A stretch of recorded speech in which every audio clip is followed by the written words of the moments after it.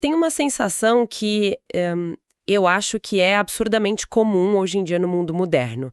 Aquela exaustão, sabe? De trabalhar pesado mês após mês e continuar com aquela impressão horrível de que o salário simplesmente evapora assim que cai na conta. Uhum. A famosa corrida dos ratos, né? Exato. É uma ansiedade muito silenciosa. Aquela ideia de que nunca tem o suficiente, a conta não fecha de jeito nenhum, independente de quanto esforço a gente coloque. Nossa, sim. E é muito interessante como o nosso mergulho profundo de hoje começa exatamente pegando essa angústia. Pois é. E usa tipo uma citação de milênios atrás.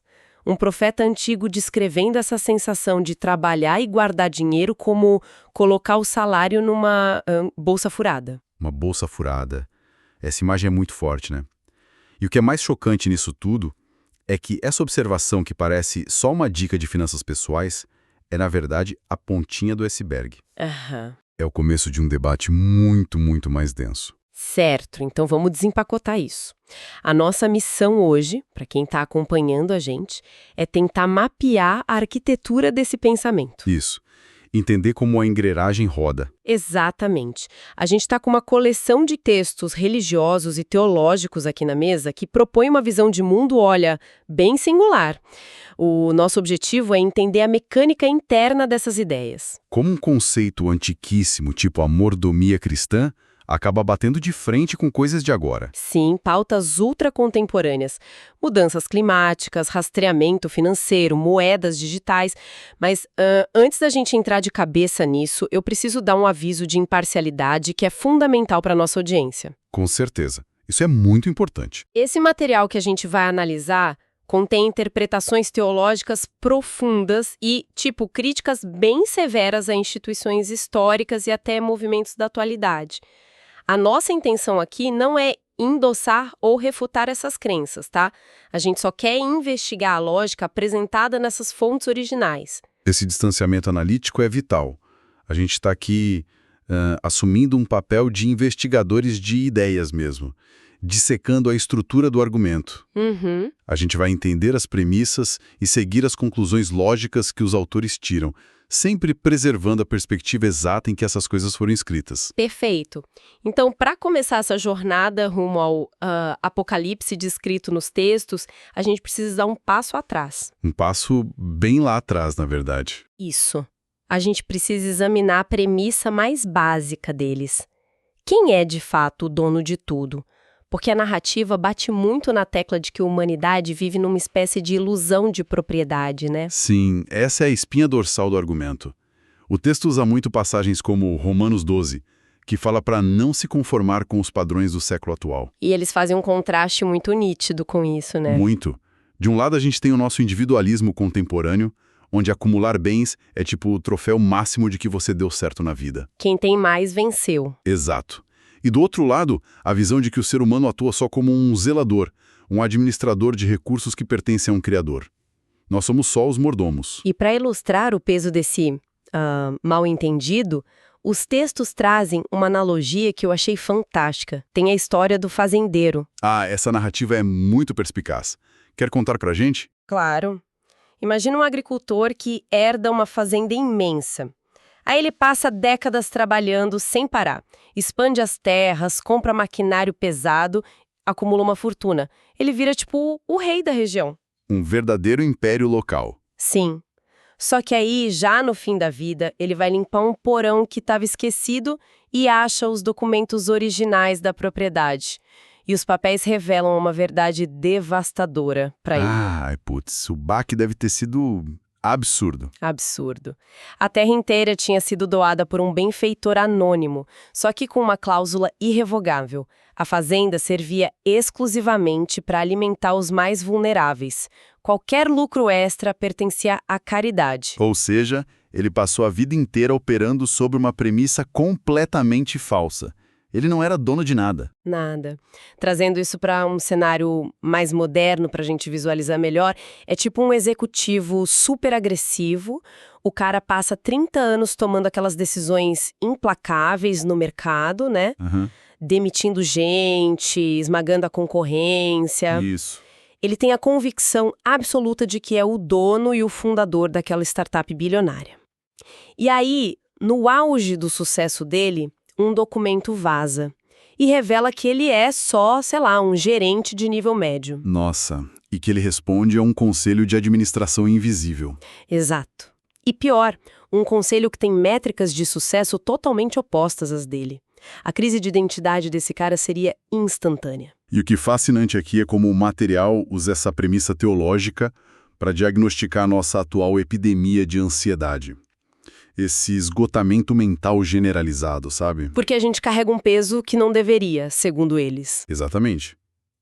A lógica sugere que esse nosso projeto humanista de autorrealização, onde o indivíduo é o centro do universo e o único responsável pelo próprio destino, tem uma falha estrutural gravíssima. Tentar ser o próprio Deus é cansativo, né? É um fardo existencial. A psique humana simplesmente não foi projetada para suportar essa pressão de ser o soberano absoluto do próprio futuro e das próprias posses. Fica muito clara a oposição conceitual aí.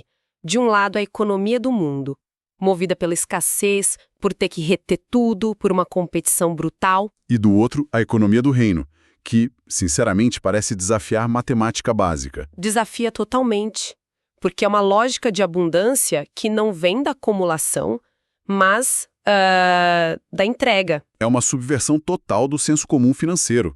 Porque pensa comigo, na economia tradicional de mercado, a equação é óbvia. Quanto mais você entrega um recurso, menos dinheiro você tem no cofre. Matemática simples.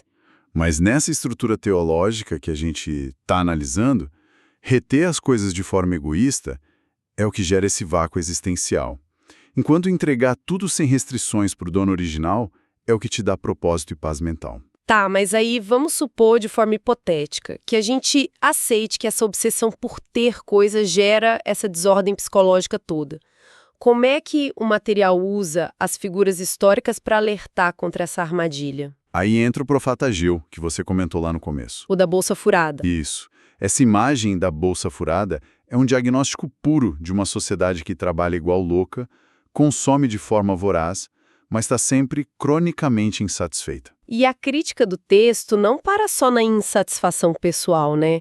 A coisa ganha um contorno de justiça social muito pesado. Muito pesado. O documento traz os escritos do apóstolo Tiago, e ele faz um alerta sombrio contra as elites econômicas daquela época. E ele não usa minhas palavras não, viu? Não mesmo, ele é bem direto. Ele fala sobre tesouros acumulados que estão apodrecendo, sobre ouro e prata enferrujando. Ouro enferrujando é uma metáfora fortíssima para a inutilidade da riqueza parada, né? Demais. E ele vai além, afirmando que os salários que foram retidos de forma injusta clamam diretamente aos ouvidos divinos. Ou seja, dentro dessa lógica, explorar o trabalhador não é só uma falha ética humana. Não. É categorizado como um roubo direto dos recursos que pertencem ao Criador. As fontes também dão um espaço gigante para os escritos de uma autora chamada Ellen G. White. Ela pega essa ideia de não ser dono de nada e leva para um nível quase absoluto. É uma escalada bem radical no argumento. Sim, porque o texto começa a dizer que nem a sua capacidade intelectual ou sua própria fé são suas de verdade, são dons emprestados. E a justificativa para Deus ter esse direito irrestrito sobre a humanidade é um resgate literal, um resgate pago com sofrimento. O texto faz um contraste muito poético e dramático com a figura de Cristo, né? Sim, dizendo que ele curava as dores dos outros, mas suportou uma agonia terrível. Ressuscitava os mortos, mas foi morto. A função dessa retórica é estabelecer o tamanho dessa dívida existencial, que, por definição, nenhum ser humano conseguiria pagar. A conta é alta demais. Exato.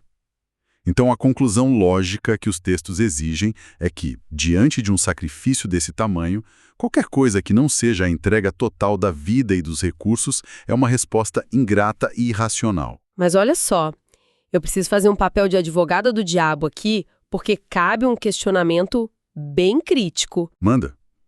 O que você pensou? Se a gente observar essa ênfase implacável em tipo, a posse é uma ilusão, você tem que entregar tudo, a imagem da dívida impagável, a gente sabe que existe um padrão histórico de instituições usando narrativas super parecidas, né?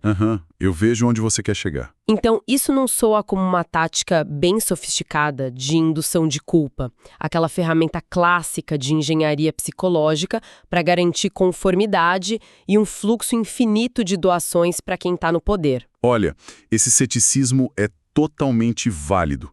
A história está cheia de organizações que fizeram exatamente isso durante séculos. É inegável. Sim, a gente tem inúmeros exemplos. Mas se a gente tentar manter o foco estritamente na lógica interna dessas fontes que estamos analisando, o mecanismo proposto roda de outro jeito. O objetivo que eles declaram não é extorsão. Não, seria o quê então? Seria uma tentativa de reorientar a base da própria identidade humana. O alvo do ataque lá em Ageu, ou no apóstolo Tiago, não é a moeda, o meio de troca em si. O problema não é o papel moeda. Exato. O diagnóstico deles diz que o problema central é aquela falsa arquitetura de segurança que acumular riqueza promete, mas nunca entrega de verdade. Entendi. Então, na visão do autor, a posse material funciona quase como um narcótico, um entorpecente. Precisamente. O texto argumenta que, quando o ser humano vincula a segurança de existir dele a posses que são transitórias, ele inevitavelmente vira refém do medo da perda. Nossa, faz sentido, fica escravo do próprio patrimônio. Isso. Sendo assim, pedir essa entrega total não é um pedágio imposto por um Deus controlador. É apresentado como a única rota de fuga viável para destruir essa escravidão dos próprios apetites. É o grande paradoxo deles, né? Exato. Se submeter totalmente a esse conselho de administração invisível é o único jeito autêntico de ser livre de verdade. E essa ideia de que a renúncia é a chave para fugir da prisão do consumismo cria uma ponte natural para uma camada ainda mais complexa das fontes. Porque uma vez que eles estabelecem que você precisa obedecer e entregar, o material muda de tom. Entra num território estritamente jurídico. A discussão sai das finanças pessoais e entra na mecânica de como a salvação funciona. Argumentando que existe uma separação, aliás, uma inseparabilidade total entre a graça divina e a lei. A estrutura que eles montam aí tem uma precisão cirúrgica, sabe? Eles dizem que a graça divina é o mecanismo inicial, é o que resgata o indivíduo. Salva no primeiro momento. Isso.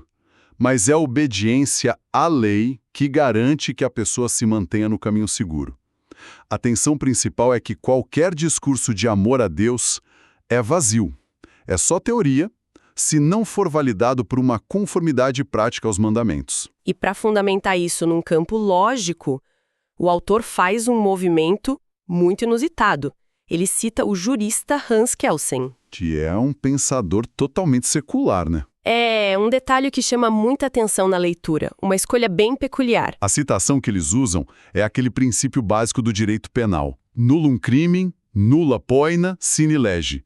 Traduzindo, não existe crime, nem pode ter punição, se não existir uma lei prévia que defina aquilo como crime. Importar esse conceito do positivismo jurídico para um tratado de teologia tem uma função claríssima. Mostrar que Deus não é um tirano. Exato.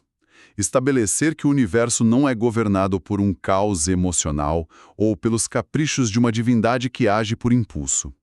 Se tem a promessa de um juízo final, como o texto bate na tecla, esse julgamento não pode acontecer num vácuo legal. Não dá para ser um julgamento surpresa, né? Não. Exige um parâmetro totalmente objetivo e que não mude nunca para poder avaliar a conduta humana. Basicamente, a lógica sugere que existe uma espécie de constituição celestial. Porque no Estado de direito moderno, se o juiz te condena sem basear a sentença no Código Penal, isso não é justiça. É tirania pura. Tirania arbitrária. E o argumento deles é que essa mesma regra vale para a jurisdição divina. A lei serve como essa constituição suprema. É ela que dá o peso moral para qualquer julgamento lá no futuro. E essa analogia da Constituição amarra o próximo passo deles perfeitamente. Porque as fontes rejeitam totalmente a ideia de que ser cristão é só uma filiação cultural. Não é só um título para colocar na bio da rede social, né? De jeito nenhum.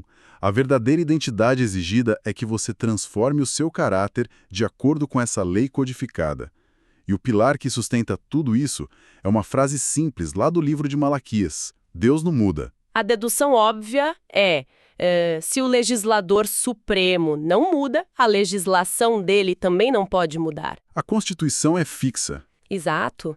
E é justamente em torno dessa ideia de que a lei não muda que o material entra na sua fase mais, digamos, turbulenta e complexa de todas. A coisa ferve agora. A análise chega num ponto de ebulição porque passa a descrever o momento exato da história em que leis humanas decidiram alterar a legislação de Deus.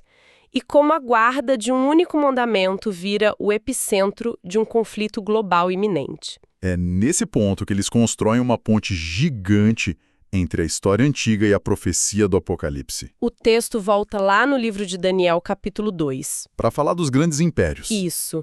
Eles descrevem como o Império Romano, na sua fase militar e imperial, faz uma transição metódica para o que eles chamam de ascensão do poder papal. E a alegação é fortíssima.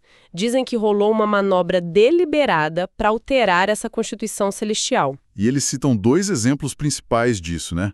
A absorção daquela ideia platônica da imortalidade da alma, que abriu as portas para venerar quem já morreu, e a mudança super polêmica do dia oficial de descanso. O ponto de ruptura histórico que eles destacam é o decreto do imperador Constantino, lá no ano 321 d.C. Ele oficializou que o dia de repouso mudaria do sábado, que o texto defende ser o 7º dia bíblico original, para o primeiro dia da semana, que é o domingo. A jogada política por trás disso foi de uma astúcia notável.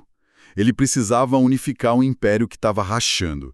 Então ele pegou o cristianismo que estava crescendo e mesclou com as tradições populares e adoração ao sol. E dentro da lógica da profecia, esse decreto de Constantino não foi só um ajuste prático no calendário para facilitar a vida do povo romano. Não mesmo.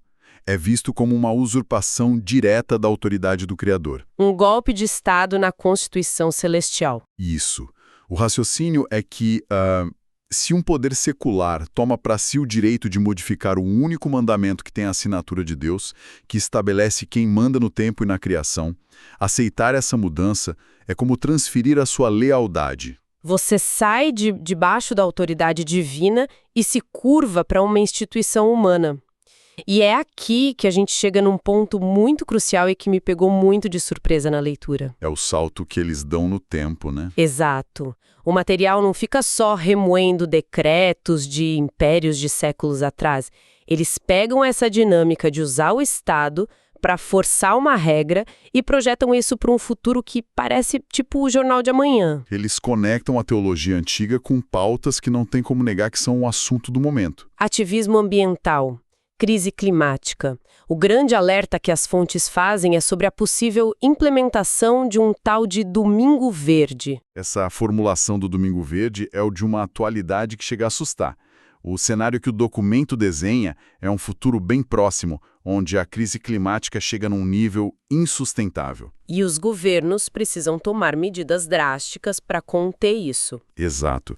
E entre as soluções globais propostas, estaria instituir um dia de descanso absoluto no mundo inteiro. A ideia seria reduzir brutalmente a emissão de carbono, desligar indústrias, parar o consumo de energia. E o dia escolhido para essa trégua ecológica seria o domingo.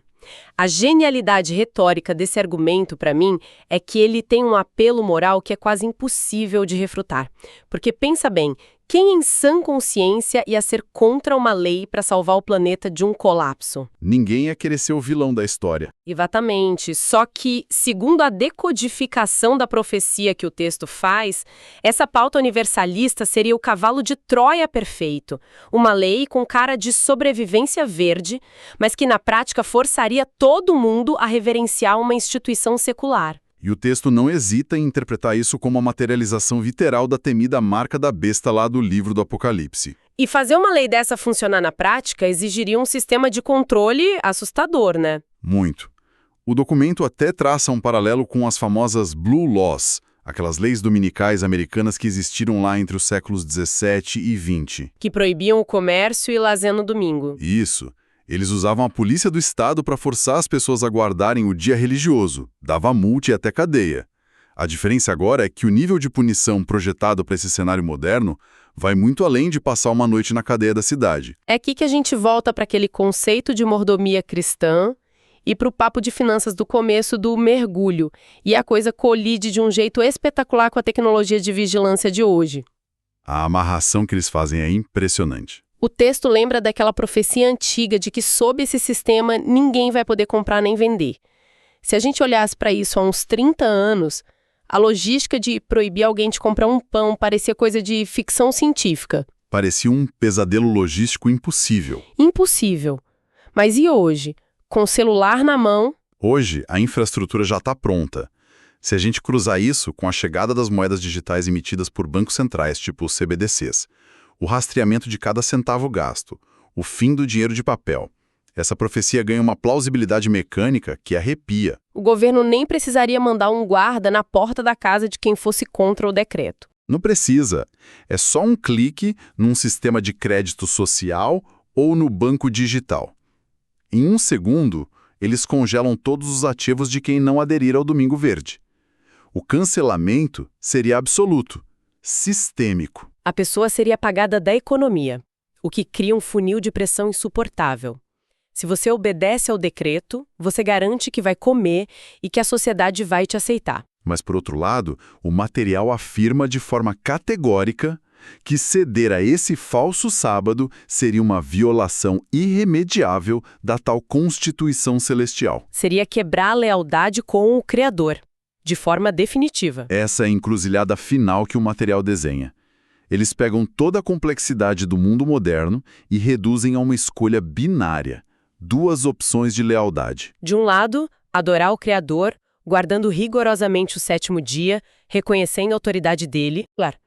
Esses sistemas todos operando com o mesmo desejo de controle de antigas potências como Babilônia e o Egito. Nossa, a envergadura dessa jornada é gigantesca. Para quem está ouvindo a gente, olha o tamanho do caminho que a gente percorreu. Foi um mergulho em tanto. A gente começou escrutinando a dura realidade de uma bolsa furada, aquela metáfora para nossa exaustão de achar que comprar coisas traz paz. Passamos por aquela discussão super jurídica sobre como Deus precisa de uma base legal imutável para julgar o mundo. E a gente desembocou numa visão onde as ferramentas mais avançadas da nossa civilização, o combate às mudanças climáticas e o dinheiro totalmente digital, tudo isso visto como a infraestrutura perfeita para forçar uma decisão espiritual definitiva na humanidade. Se a gente pode tirar uma conclusão central dessa arquitetura de pensamento, é que ela não serve só para ficar adivinhando o futuro. Definitivamente não. A função dela é muito mais psicológica e de retórica, no momento presente. Ao pintar um amanhã tão totalitário, o texto quer dar um choque de realidade moral agora, no hoje. Ele provoca a pessoa a olhar para onde está a lealdade dela nesse exato momento. É um aviso, né? Para não se deslumbrar com as métricas de sucesso desse sistema. Porque se você não consegue resistir à pressão social agora, na calmaria, você vai ser atropelado quando a situação ficar extrema. O que deixa uma pergunta muito contundente no ar. E isso vale, independente de qual seja a crença religiosa ou a visão de mundo secular de quem está ouvindo a gente.